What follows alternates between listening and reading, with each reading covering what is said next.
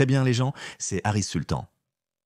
La vidéo que je m'apprête à vous montrer, si cela ne vous effraie pas, ne vous inquiète pas, ou ne vous pousse pas à agir, alors je suis désolé, vous dormez, vous êtes ignorant, vous êtes un imbécile. Vous n'avez pas besoin de regarder beaucoup autour de vous pour voir à quel point pratiquement tous les pays occidentaux sont dans le pétrin en ce moment.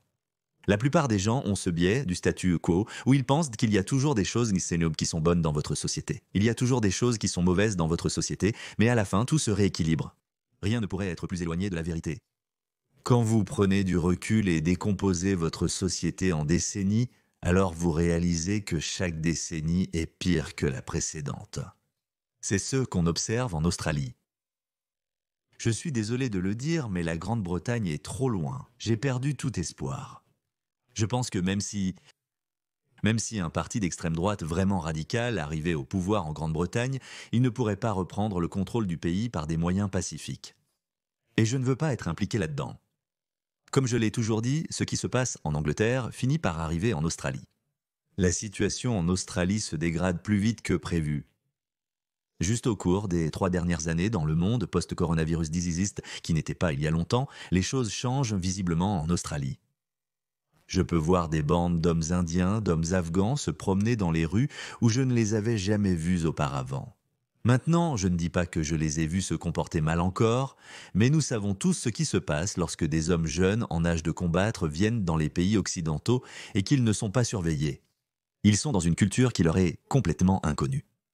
Ils ont des visions totalement déformées de la société occidentale et des femmes occidentales. Alors, les choses ne finissent jamais bien. Encore une fois, comme je l'ai dit, vous n'avez pas à chercher loin, regardez simplement ce qui se passe en Grande-Bretagne. Voici quelques statistiques avant de poursuivre. Donc, dans le monde post-coronavirus disease, en 2023-2024 seulement, l'Australie a accueilli 20 000 légaux réfugiés. Ils sont arrivés comme demandeurs d'asile, et l'Australie a approuvé leur demande, soit 20 000 personnes. En d'autres termes, depuis le coronavirus disease, l'Australie a accueilli des dizaines de milliers de personnes issues de cultures qui n'ont rien en commun avec la culture australienne. Qui sont ces personnes? Et principalement d'Irak, du Myanmar, d'Afghanistan, de Syrie et du Congo. Je ne connais pas beaucoup le Congo, mais les personnes qui viennent d'Irak, d'Afghanistan et du Myanmar ne sont pas des bouddhistes. Ce sont une minorité musulmane persécutée appelée les musulmans Rohingyas. Ils quittent donc le Myanmar en grand nombre. Donc, ce sont des victimes. Mais ce n'est pas le sujet. Je ne cherche pas à déterminer s'ils sont de vraies victimes ou non. Je défends une autre thèse selon laquelle ces personnes proviennent de cultures qui ne sont pas compatibles avec la culture australienne ou toute autre culture occidentale. C'est pourquoi nous observons ces problèmes. Juste au début de cette année, nous avons eu un jeune Afghan qui a attaqué un sauveteur australien simplement parce qu'il leur a dit de ne pas faire de pirouettes dans la piscine car il mettait en danger la sécurité des autres personnes. Et ils ont simplement battu le sauveteur à mort. Quelques jours plus tard, un incident similaire s'est reproduit. Alors qui sont ces gens dont j'oublie le nom de ce philosophe français qui a proposé cette théorie appelée structuralisme, où il a dit que la pensée et le comportement d'une personne peuvent être retracés à la culture dont il est issu. Je n'ai jamais prêté beaucoup d'attention à cette ligne de pensée, mais j'y crois fermement maintenant. Ce qu'ils ont fait le 7 octobre est bon ou mauvais, c'est bon. Donc, le meurtre de femmes, le meurtre d'enfants et de personnes âgées, la mutilation de personnes, la décapitation de personnes avec des pelles, tout cela était une bonne chose. Et ce gars, je suis presque sûr qu'il serait venu ici en tant que demandeur d'asile. S'il vit ici en permanence, alors il est un réfugié. On ne peut s'empêcher de se demander quel genre de personnes le gouvernement australien a fait entrer. Sont-elles vérifiées? Si ce gars commet une série d'agressions au couteau, qui sera tenu responsable? Quoi qu'il en soit, la situation empire. Tuer des civils innocents, des femmes, ils se battent pour leur terre. Vous pouvez combattre tout ce que vous avez à combattre si vous vous battez pour votre terre. Combien de temps avez-vous été engagé dans cette lutte? Vous devez vous battre. Ils disent que violer des femmes est acceptable, peu importe de quel côté de l'argument Israël-Palestine vous êtes. Aucune personne qui est un abonné des valeurs occidentales, des personnes qui ont inventé la Convention de Genève, ils ont fait des lois contre ce genre de pensée. Les éveillés d'aujourd'hui célèbrent ces gens. Je ne serais pas surpris si une femme wokstani aux cheveux bleus dit « Oui, c'est acceptable ». Tout est permis en amour et en guerre. Mais quand Israël réagit et quand beaucoup de gens sont pris dans les tirs croisés en tant que dommages collatéraux, alors tout à coup, ils deviennent les plus grands partisans de la Convention de Genève. En Australie? Je ne sais pas. Êtes-vous ici depuis de nombreuses années? Non, je ne sais pas. Votre venue en Australie est très préoccupante. Et nous vous avons accueilli. Non, non, non, non, non. Et vous pensez que c'est une forme de résistance. Vous pensez que c'est correct de... Vous pensez que c'est correct de déchirer les femmes? Vous êtes malade. Vous êtes malade. C'est ce que nous avons importé, ceci. Cette terre appartient aux aborigènes. Nous avons importé la haine. Non, l'Australie est pour les Australiens et pour les personnes qui croient en la liberté et la démocratie, pas ce clown. Et ils ne sont même pas reconnaissants. Il a dit que vous n'êtes pas aborigène. A-t-il demandé un visa à un consulat aborigène en Somalie? L'Australie est une démocratie libérale occidentale moderne et elle accueille des personnes de pays où elle pense que les gens sont persécutés et c'est le genre de remerciement que nous obtenons en retour. Cette personne croit vraiment qu'il est acceptable de tuer pour atteindre ses objectifs politiques. Cette pensée n'est pas isolée, ces gens répètent simplement ce qu'ils ont entendu. Les maîtres sont assez malins pour éviter de dire ça devant la caméra. Mais ces idiots ne sont clairement pas aussi intelligents, ne faisant que répéter exactement ce qu'ils ont entendu. Que va-t-il faire et comment va-t-il se comporter s'il a un programme politique? Pourquoi ne condamnez-vous pas suffisamment Israël? Ainsi, selon ses dires, nous devons vous affronter pour que tout soit équitable. Ce sont le genre de personnes que nous avons importées. Regardez ce qui s'est passé juste hier.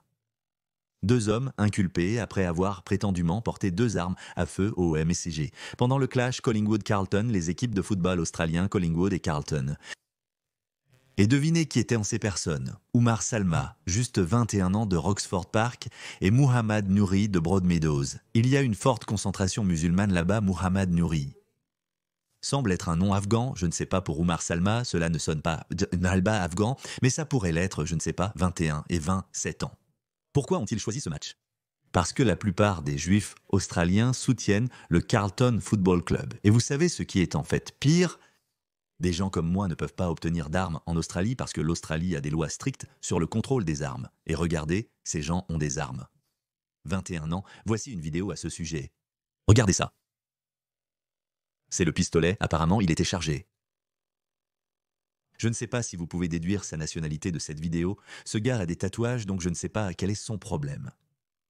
Oui, mais ils sont tous les deux musulmans. Ils détestent tous les deux les juifs. Que vous soyez un musulman à rouge à lèvres, un musulman radical ou un musulman djihadiste, cela n'a pas d'importance. Ils s'unissent tous sur la haine des juifs. Et pas seulement les juifs. Ils appellent l'Amérique le grand Satan et ils appellent Israël le mini-Satan et par extension, chaque démocratie libérale occidentale est Satan pour eux. Et puis, vous vous demandez à qui le gouvernement australien est des fidèles? La sécurité du public australien n'est-elle pas la priorité première et principale de ce gouvernement? Anthony Albanese est notre actuel Premier ministre, que j'ai hâte de voir évincer lors des élections générales prévues pour le mois prochain, je pense le 4 mai, quelque chose comme ça. Mais le problème est que les 2 principaux partis politiques ne traitent pas ces problèmes comme ils le devraient. C'est pourquoi je pense que l'Australie suit la voie de la Grande-Bretagne, le peuple britannique et les partis politiques britanniques. Ils ont laissé ce problème de l'islamisme radical grandir et grandir jusqu'à ce qu'il soit maintenant ingérable. Même si le parti de la réforme arrive au pouvoir en 2029, ils ne pourront pas apporter de changement. Même avec les mesures autoritaires de Trump, il est si difficile d'expulser des millions de personnes. On ne peut tout simplement pas le faire. Vous n'avez tout simplement pas les ressources. Alors, que allez-vous faire avec ces personnes? Ces personnes déchirant le tissu social de chaque pays occidental et nous sommes totalement impuissants. Il semble qu'il n'y a absolument rien à faire à ce sujet. C'est à quel point la situation est mauvaise et je m'inquiète seulement pour l'Australie maintenant. Comme je l'ai dit, je pense que la Grande-Bretagne est perdue. Je crois sincèrement qu'il n'y a que 2 issues possibles pour la Grande-Bretagne. Soit elle va tomber, adieu, c'est à quoi elle va ressembler quand 20 ou 30% de la Chambre des communes sera composée de députés musulmans qui mettent les intérêts musulmans avant les intérêts britanniques. Je ne sais pas à quoi ressemblerait cette Grande-Bretagne et je ne sais pas comment nous devrions l'appeler. Ou la deuxième option est dire qu'il va y avoir une sorte de prise de contrôle violente. Dans ce cas, ce ne sera bon pour personne. Et je ne veux pas être là. Je ne veux pas faire partie de ça. C'est donc à quel point les choses sont mauvaises en Grande-Bretagne.